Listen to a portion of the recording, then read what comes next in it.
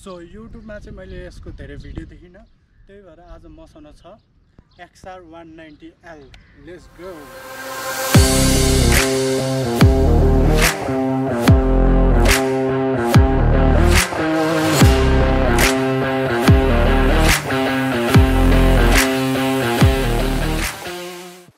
So hello and namaste everyone, hope you guys are fine.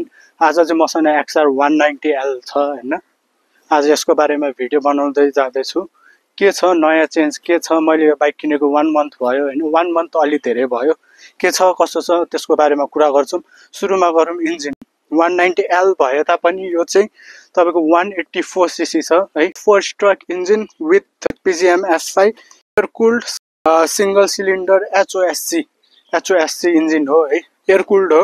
यसको power फिगरको कुरा गर्नु पर्दा 15.6 HP at the rate 8500 RPM छ भने टर्कको कुरा गर्नु पर्दा 15.7 mm at the rate 6000 RPM छ। यसको चाहिँ टर्क धेरै छ है, किनभने अफ रोड बाइक हो, टर्क धेरै भएको राम्रो हो, पुलहरू यताउति राम्रो हुन्छ यसको है। यसको वेटको कुरा गर्नु पर्दा चाहिँ यो मात्र 123 किलो है, हल्का छ बाइक। तपाईले 190 सीसी यिनीहरू चला जस्तै लाग्दैन, हल्का छ, एकदम सजिलो हुन्छ जामतिर यताउति चलाउँदाखेरि। त्यसपछि यसको चेन्जको कुरा गर्नु पर्दा बडी पार्टहरू चेन्ज छ, हेडलाइट चेन्ज छ, हेडलाइट LED आए तापनि यसको साइड लाइट चाहिँ चेन्ज छैन। स्पिडोमिटर चेन्ज छ है, 12 लिटर ट्याङ्क भइहाल्यो। यसको नयाँ कलरको कुरा गर्नु पर्दाखेरि है, कलर भन्दा नि स्टिकरहरू, कलर त रेड र व्हाइट हो, स्टिकर चाहिँ अलि राम्रो स्पोर्टी टाइपमा आएको छ, त्यसले लुकलाई चाहिँ एकदम राम्रो बनाछ है।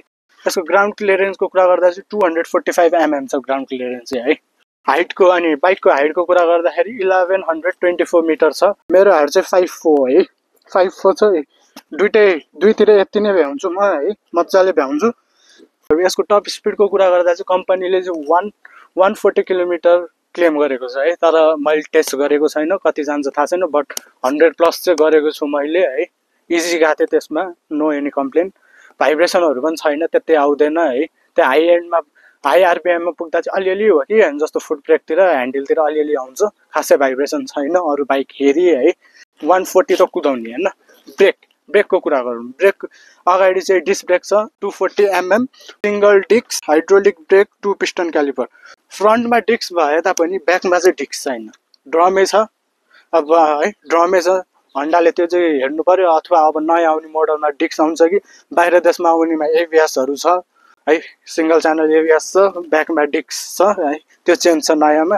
माइलेजको कुरा गर्नु पर्दा कम्पनीले चाहिँ 40 क्लेम गर्छ, बट मैले 1 मन्थ चलाएँ, अहिलेसम्म मैले पाएको भने चाहिँ अलमोस्ट 30 को राउन्डमा पाइरहेको छु। 31 देखि 32 त्यस्तै आइरहेछ मलाई, त्योभन्दा धेरै चाहिँ पाएको छैन। अब पछि के हुन्छ हेरौँला। अब रफ पनि खासै चलाएको छैन, नयाँ बाइक हो, 1 मन्थ भयो, बल्ल फर्स्ट सर्भिसिङ सक्यो है। ह्यान्डलबारको कुरा गर्दा चाहिँ क्रस बार डिजाइन ह्यान्डलबार छ। यहाँ चलाउनेले अगाडिको भिजिबिलिटीहरू एकदम राम्रो देख्छ, एकदम राम्रो छ है। तपाईँको अपराइट पोजिसन छ, ह्यान्डल माथि छ अनि चलाउनु सजिलो छ, एकदम कम्फर्टेबल छ। रिफाइन र कम्फर्टको त कुरै नगरौँ, यो बाइकमा एकदम राम्रो छ है। रिसेल भ्याल्यु पनि राम्रो छ यो बाइकको। अनि अब कुरा गरौँ यो पछाडिको, मैले हाले जस्तो क्यारियर नहाल्ने, टक जस्तो छ त्यस्तोमा राख्ने हो भने चाहिँ यसमा 5 किलो मात्र मिल्छ। अब यस्तो यो क्यारियर जस्तो राखेर 20 किलोसम्म होल्ड गर्छ यसले होइन।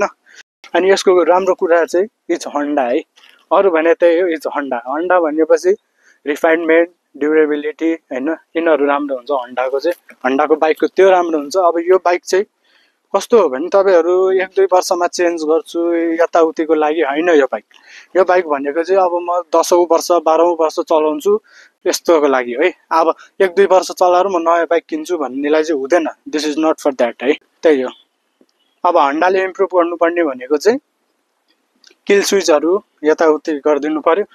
अब ABSको कुरा गरेँ मैले, ABS नभएको पनि ठिक हो, अफ रोड बाइक हो। ABS अब चलाउन आउनेलाई ABS चाहिँदैन अफ रोडमा, अन रोडमा मात्रै चाहिने हो है। कि त अब हन्डाले 2टा मोडल लिएर आउनु पर्यो, एउटा ABS भएर एउटा ABS नभएको है। कि त यसमै यत्रो पैसा तिरेछ, अब एउटा ABS अन अफ गर्न मिल्ने राख्दै हुन्छ।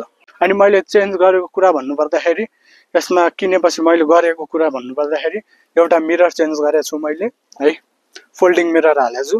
त्यसपछि अनि अर्को भनेको PPF गरेको छु, प्लास्टिक कोटेड गरेको छु मैले, स्क्रैचहरू हुँदैन बडीमा है।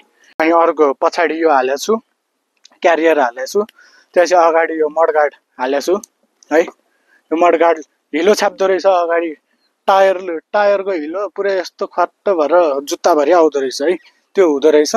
त्यही भएर मैले त्यो हालेको छु। त्यसले पुरै रोक्न त रोक्दैन, अलिअलि चाहिँ आउँछ, बट 90% जति चाहिँ रोक्छ त्यसले होइन। अनि मैले अरू के गरेको छु त, त्यति हो मैले अहिलेसम्म गरेको। अब बिस्तारै गरौँला, भर्खर 1 मन्थ भएको चाहिँ किनेको, नयाँ छ बाइक है। अनि फ्रन्ट लुक पनि राम्रो छ, लुक चाहिँ राम्रो छ है यो बाइकको, पुरानो हेरी यसको चाहिँ लुक एकदम राम्रो छ, एकदम चित्त बुझ्दो छ। अब लास्टमा यसको प्राइसको कुरा गर्नुपर्दा चाहिँ 7,98,900 छ, अलमोस्ट 8 लाखै भनौँ होइन। अब 8 लाखतिर अनुसार मान्छेहरू महँगो भयो यताउति भन्छ है, चलाउने फिल चाहिँ छ, फिल एकचोटि चलाइहेर्नु अनि फिल बुझ्नुहुन्छ तपाईँहरूले 8 लाख केमातिर छु भनेर होइन।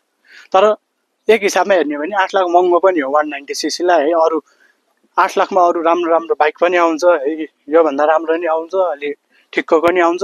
अब तपाईँहरूसँग 8 लाखको बजेट थियो अरे कुन बाइक चुज गर्नुहुन्छ त्यो चाहिँ कमेन्ट गरौँ होइन।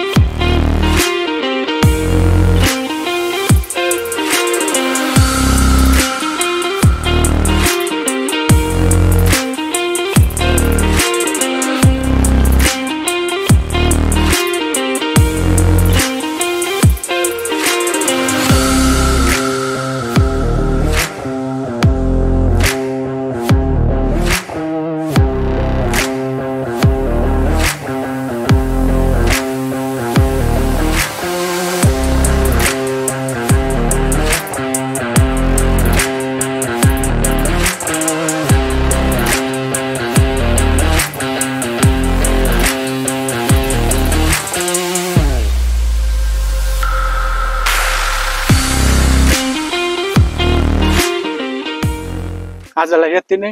होप हजुरहरूलाई मन पर्यो होला, मन परेमा लाइक, सेयर, सब्सक्राइब, कमेन्ट गरौँ। आजलाई यति नै।